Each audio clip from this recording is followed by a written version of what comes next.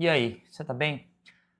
A gente discutiu parte dessa diretriz de cardiomiopatia hipertrófica na outra aula que eu deixei no YouTube. Se você não viu, clica aqui e veja a outra aula que a gente vai falar sobre as bases da doença, sobre fisiopatologia, sobre isquemia, obstrução de via de saída de ventrículo esquerdo, disfunção diastólica, alterações genéticas. Mostro lá algumas imagens que ajudam a deixar mais claro o entendimento da cardiomiopatia hipertrófica. Dando seguimento, a gente vai ver não só a diretriz americana recém-publicada, mas eu coloquei também algumas coisas do Brown-Wald, porque eu acho que ele complementa o entendimento. Vamos lá. Qual que é o quadro clínico de um paciente que tem cardiomiopatia hipertrófica? No que refere aos sintomas, ele pode ser assintomático. Ele pode ter dispneia, intolerância aos esforços, como consequência da disfunção diastólica e ou da obstrução de via de saída de ventrículo esquerdo.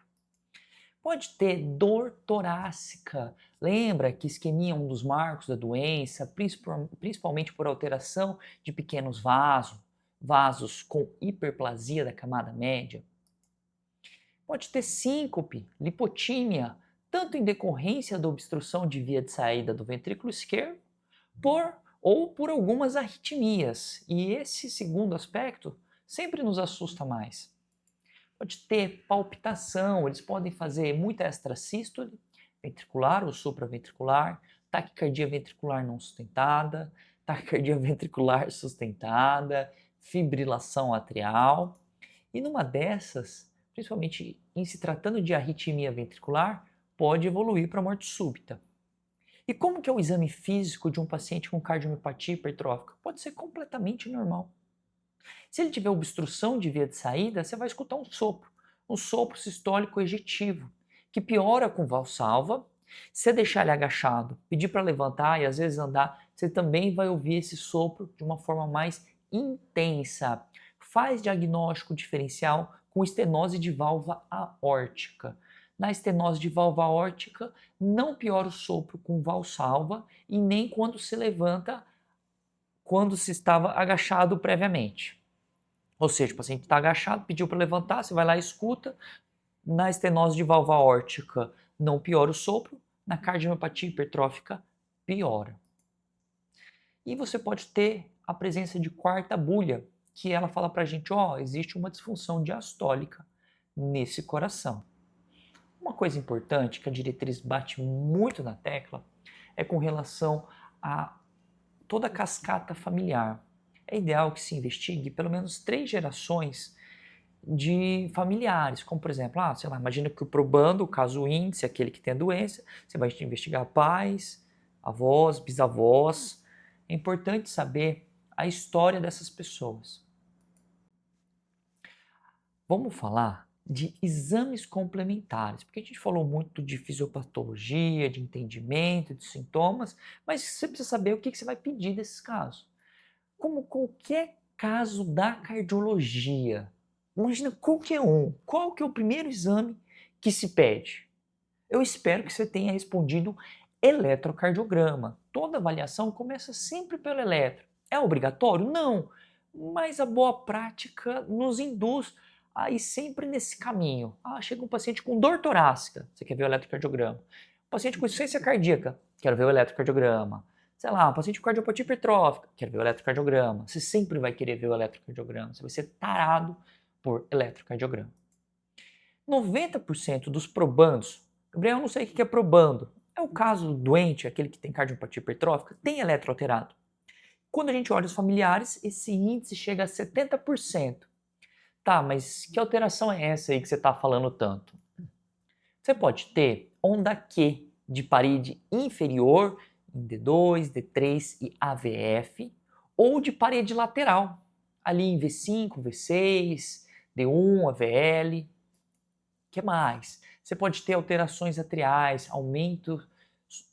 alterações no eletrocardiograma que sugerem aumento de átrio esquerdo e ou direito. Você pode ter também o desvio do eixo para a esquerda, Lembra como que faz para identificar se o eixo está desviado para a esquerda? A gente pega D1, que está aqui, ó, nesse plano e é positivo para cá, e o AVF, que está nesse plano aqui, ó, e é positivo para baixo. Então, normalmente, quando desvia para a esquerda está aqui, D1 é positivo, e o AVF, que para cá é a positividade, tem traçado predominantemente negativo, ou seja, está para cima. Então está aqui nesse quadrante. Então, D1 positivo, AVF negativo, fala a favor de desvio do eixo para a esquerda. E existe a forma apical, a Yamaguchi, que causa inversões de onda T nas paredes anteriores. Eu vou mostrar um eletrocardiograma bem típico. Bom, trouxe aqui um traçado eletrocardiográfico. Dá uma olhada. A gente observa que o ritmo é sinusal, que QRS é estreito, apresenta grande voltagem. Opa, grande voltagem fala a favor de sobrecarga. Isso. Quando a gente olha em V1, a gente vê índice de Morris aqui na onda P, uma P negativa, que parece ter um quadradinho, não dá para falar com certeza nessa análise, está muito pequeno para a gente conseguir bater o martelo, mas algo chama bastante atenção, que é essa inversão de onda T nesse padrão aqui, que vai descendo, afundando, depois sobe. Isso aqui é um padrão de strain. Isso aqui sugere hipertrofia ventricular. É o mais típico de cardiopatia hipertrófica? Não, isso daqui fala mais a favor de alguma sobrecarga pressórica. Por exemplo, um paciente que é hipertenso mal controlado ou um paciente que tem uma estenose de válvula aórtica. Pode ser um hipertrófico? Pode ser um hipertrófico também, mas o hipertrófico costuma ser assim, ó. Presta atenção aqui nesse eletro. O ritmo é sinusal, existe onda P precedendo QRS, existe uma onda P bem apiculada que fala a favor de aumento de átrio direito. Aqui um padrão, não estou conseguindo encontrar os quadradinhos, mas parece bloqueio de ramo direito ou bloqueio incompleto, porque tem essa morfologia R, S, R'. Aqui também parece ter um índice de Morris, uma P aqui, a parte pulmonar aumentada. Aqui em D2 deixa bem claro isso. Tem alterações de repolarização de parede anterior, olha aqui. Parece que tem algum strain, uma sobrecarga. Tem onda Q de parede inferior. Lembra que eles podem ter onda Q de parede inferior? Olha, D2, D3 e AVF, onda Q. Você fala, nossa, meu, parece que esse paciente infartou. Será que ele perdeu a parede inferior? É uma dúvida pertinente de se ter. Quando você pega um caso e você vê só o eletrocardiograma, tem que passar pela sua cabeça que será que esse paciente já teve um infarto de parede inferior? Os demais exames vão nos ajudar, mas você tem que pensar isso. Você não tem que bater e falar, não, com certeza que isso aqui é hipertrófico. Calma. Olha aqui, ó, em V5 e V6, onda Q também, normalmente não é para ter essa onda Q. Você tem uma onda R e uma onda S, ó, V4. Isso daqui é um eletrocardiograma de um paciente com cardiomiopatia hipertrófica. Viu um jeitão? Olha esse outro traçado aqui, ó. Só das derivações precordiais. V1, V2 já começa a ter uma onda T negativa. V3 fica muito claro. Parece até aquela alteração de infarto, síndrome de Wellens, tipo 2, que faz essas ondas T's bem negativas. Normalmente a lesão proximal de DA. Não costuma chegar a V6. Costuma ser mais aqui, ó. V2, V3, eventualmente V1 e V4. Mas, assim, tem que pensar, o eletrocardiograma não vai te dar o diagnóstico com certeza. Por isso que o eletro é muito difícil, porque os traçados se parecem. Isso daqui é uma forma apical. Olha aqui a ressonância desse paciente. Olha o tarugo de massa ventricular no ápice do coração nessa imagem de ressonância. Olha aqui, ó, outro tarugo de massa, olha o tamanho do bife de coração. Isso aqui é o padrão Yamaguchi de cardiomiopatia hipertrófica. Havia até um colega de residência que ele tinha esse padrão, e ele é cardiologista também. Eu lembro que quando eu estava fazendo residência, nós estávamos rodando juntos e ele me mostrou o eletrocardiograma. Ele falou, eu tenho Yamaguchi. Confesso que eu nem sabia direito que existia esse padrão. E depois que eu vi esse caso, eu nunca mais esqueci. Eu até diagnostiquei um paciente depois que eu vi um eletrocardiograma, um paciente assintomático desse jeito. Eu falei, você deve ter cardiopatia hipertrófica. É um senhor que já jogava bola. E falou, não, nunca tive nada. E eu pedi uma ressonância, veio esse jeitão de imagem. Então grava essa imagem, sempre pensa nisso, deixa isso como diagnóstico diferencial. Agora eu vou falar sobre alguns exames. Vem cá, vamos combinar o seguinte, essa é uma parte mais decoreba, uma parte mais maçante, mas eu não posso deixar de falar dela. Depois eu vou fazer um resumão para tentar deixar as coisas um pouco mais fáceis, um pouco mais claras. Mas vem comigo. Para quem vocês vão pedir eco? Não, todo paciente que você está suspeitando de cardiopatia hipertrófica, você vai ter que ter um ecocardiograma. Beleza, essa é fácil. Para paciente que tem já diagnóstico, você vai repetir esse ecocardiograma entre 1 e 2 anos para ver se aumentou a espessura, se aconteceu alguma outra alteração, se piorou obstrução de saída de ventrículo, se piorou insuficiência mitral. Você vai avaliar esse paciente anualmente, no mínimo. O que mais? Para o paciente que mudou o quadro clínico, se ele estava assintomático, agora ele começou a ficar sintomático, repete o ecocardiograma.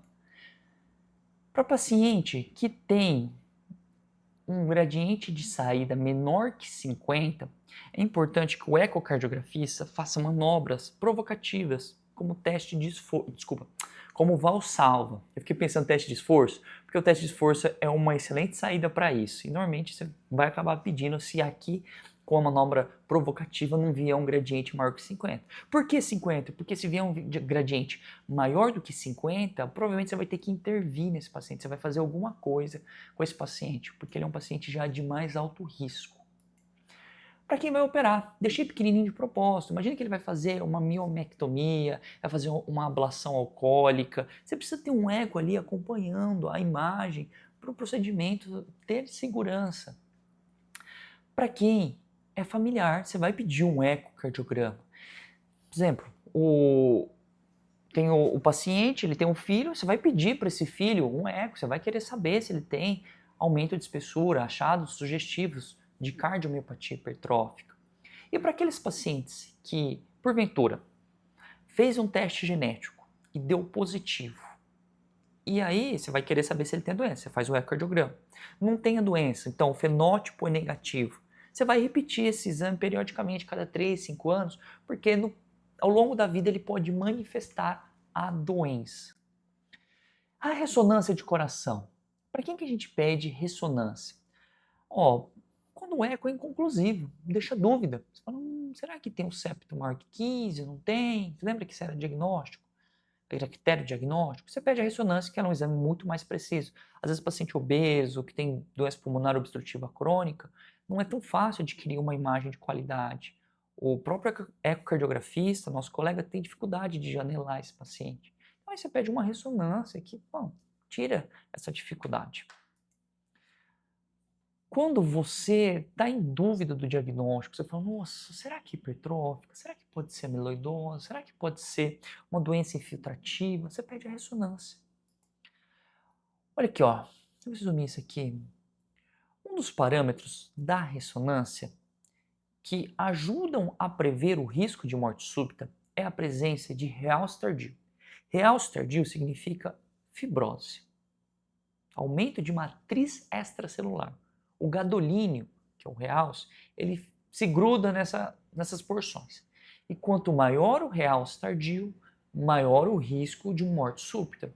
Então, aqueles pacientes que você tem uma dificuldade de predizer o risco de morte súbita, para tomar uma conduta como, por exemplo, implantar um CDI, a ressonância pode ajudar.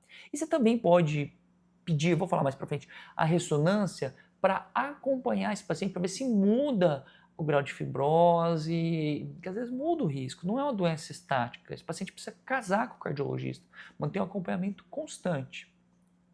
Aqui, pacientes que você está em dúvida do mecanismo de obstrução. Não sei se é o movimento sistólico anterior da válvula mitral, se é só o septo que é muito espessado, o eco não conseguiu me responder isso.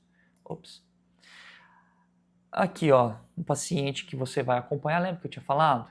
Você vai repetir eventualmente a ressonância cada 3 a 5 anos para ver se altera alguma coisa.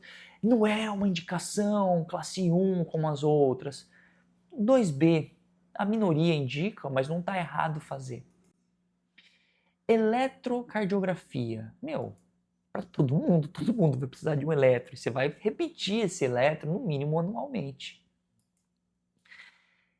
Holter. Para que a gente pede Holter? para todo mundo. Por quê? Porque você quer saber se ele tem muita ectopia ventricular, se ele faz taquicardias ventriculares não sustentadas, porque isso prediz o risco de morte súbita. Então, o Holter é extremamente importante para esses pacientes.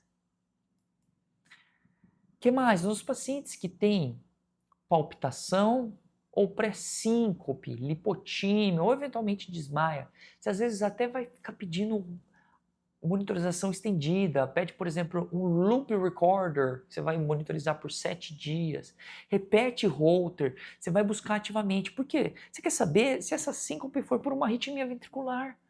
Isso aí pode ser um prenúncio de uma morte súbita. Esse paciente vai precisar de um cardiodesfibrilador implantado. Então o Holter é fundamental. Nos pacientes que são, nos familiares dos pacientes, você vai pedir eletrocardiograma para investigar a doença. Lembra que a gente falou? 70% dos familiares têm eletrocardiograma alterado. Para a pesquisa de fibrilação atrial, eu falei com vocês que o paciente que tem cardiopatia hipertrófica e faz FA, ele vai ficar mais sintomático e ele tem um alto risco de um evento tromboembólico. Aqui eu estou pouco me importando para o Chades-Vasque. Se ele tiver fibrilação atrial, a minha tendência é anticoagular, a não ser que ele tenha alguma coisa que seja proibitiva.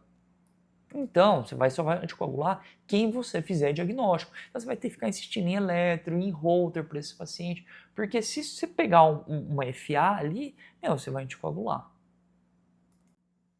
Avaliação hemodinâmica, aqui eu não vou falar só do CAT, eu vou falar também do angiotomo. Para aqueles pacientes que você está com dúvida se ele tem obstrução de via de saída de ventrículo esquerdo, você apela, você vai lá e coloca um catéter na aorta do ventrículo esquerdo, mede pressão, vê o gradiente e fim de papo. Tem um achado que é bem sugestivo, que é esse nome difícil aqui, Broken Brown Marrow. Que cacete é esse? Você tem aqui, pressão ventricular, pressão na aorta, aí você tem uma extrasístole, pós-extrasístole, você tem um aumento do gradiente. Isso é esse palavrão. Para quem você pede CAT também? Isso daqui é manometria de câmaras cardíacas. Cateterismo que eu estou falando agora é avaliação de coronário, semi-angiocoronariografia, angiografia coronariana. Os pacientes que têm angina, que têm dor no peito, você pode pedir ou um angiotomo de coronária. Não é porque eles têm cardiopatia hipertrófica, que faz isquemia por doença de pequeno vaso, que ele não pode ter aterosclerose. Não é proibitivo. E para os pacientes que vão ser submetidos a uma miomectomia, ou seja, vai pegar aquele septo desse tamanho, você vai tirar um bife dele para deixar um fluxo sanguíneo melhor, é interessante ver as coronárias naqueles pacientes que têm um risco de doença aterosclerótica elevado. Aquele menino novo, sem nenhuma comorbidade relevante, para a aterosclerose, não vale a pena, mas você pega aquele cara mais velho, que fumou, que é diabético, que é dislipidêmico, que é tigrão, que faz tudo errado, já é melhor ver essas coronárias antes de operar. Teste de esforço. Aqui eu não vou falar só do ecocardiograma de esforço, que é uma ferramenta fundamental na avaliação da obstrução dinâmica do ventrículo esquerdo, como também falarei do teste cardiopulmonar de esforço, que é outra ferramenta muito importante para a definição de capacidade funcional. Bom, para aqueles pacientes que são sintomáticos, ou seja, tem dispneia, esforço, cansaço, e aí você foi lá, fez o eco e não viu um gradiente maior do que 50, mas o cara está muito sintomático, faz o ecocardiograma com exercício. E aí você avalia se tem obstrução dinâmica da via de saída do ventrículo esquerdo.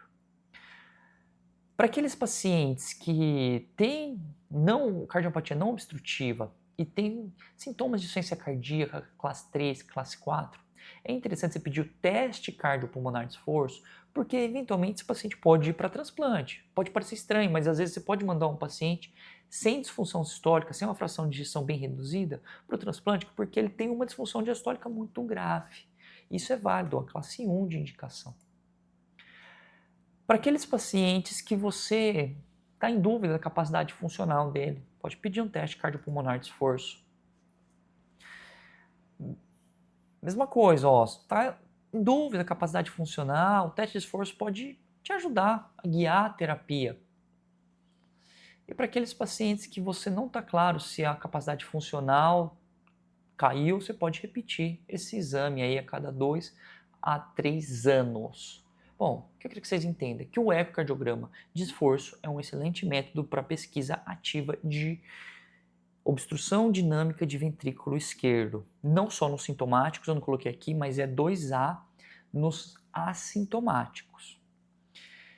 Beleza, ó, 50% dos pacientes pode ter um ecocardiograma com um gradiente menor do que 50 e quando você manda para o esforço físico não vale dobutamina, presta atenção, não vale dobutamina, você vê que ele tem um gradiente maior que 50, ou seja, ele é um paciente mais grave, você vai ter que intervir. O ecocardiograma com estresse, ele é superior ao eco com aquelas manobras, por exemplo, fazer valsalva. Teste genético, vamos lá. Para quem que a gente pede teste genético? Para aqueles pacientes que têm cardiopatia hipertrófica, você pode pedir para os familiares na investigação da doença. Não é assim para geral. O teste, eu vou explicar mais detalhes. O teste genético, ele pode ajudar no diagnóstico diferencial, porque existem algumas doenças que parecem cardiopatia hipertrófica. E às vezes você vai descobrir, não é. Como eu falei, aqueles pacientes com apresentação atípica, que você quer ver um diagnóstico diferencial. Quais são os principais testes genéticos? Desculpa, quais são os principais genes alterados? Principalmente esse MYH7, esse MYBPC3. Gabriel, eu preciso saber isso? Não, de verdade, nem eu sei isso daqui. Se um dia precisar, a gente vai recorrer à fonte. Por exemplo, a diretriz. Normalmente isso vem dentro de pacotes, o próprio laboratório já sabe disso. Bom,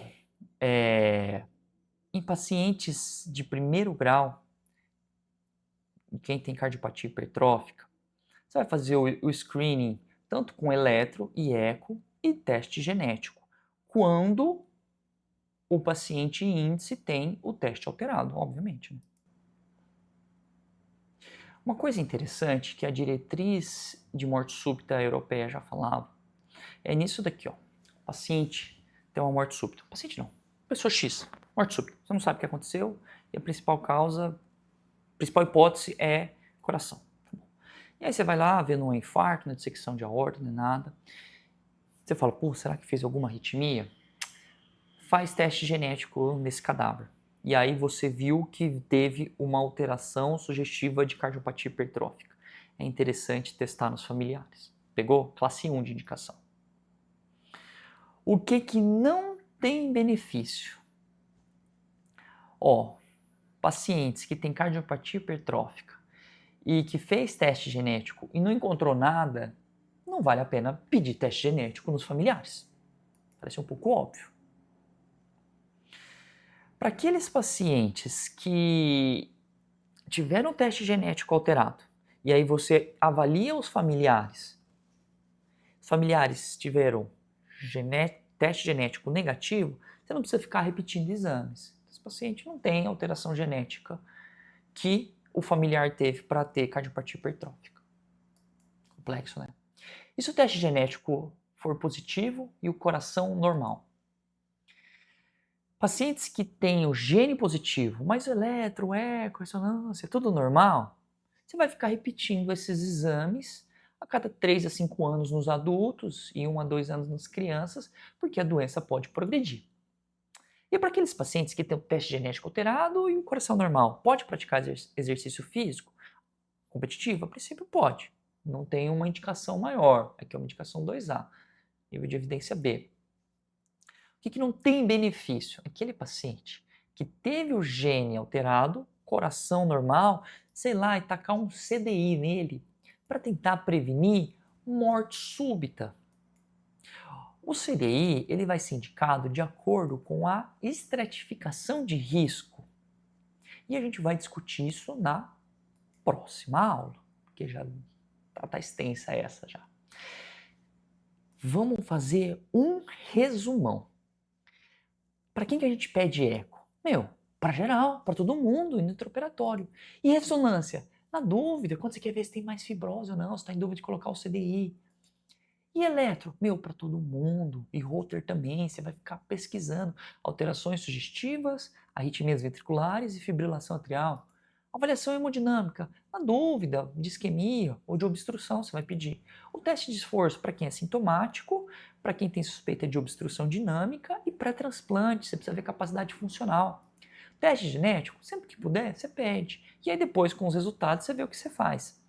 E o rastreio? Como que é o rastreio? Rastreio de familiares é assim, ó, eletro, eco e genética, se esse cara vier com genética positiva. Pegou? Ficou claro? Se eu te ajudei, se você gostou desse vídeo, deixa seu like, para mim é importante. E se inscreve no canal e ative a notificação para quando a próxima aula chegar, que a gente vai falar sobre tratamento, você poder assistir. Grande abraço.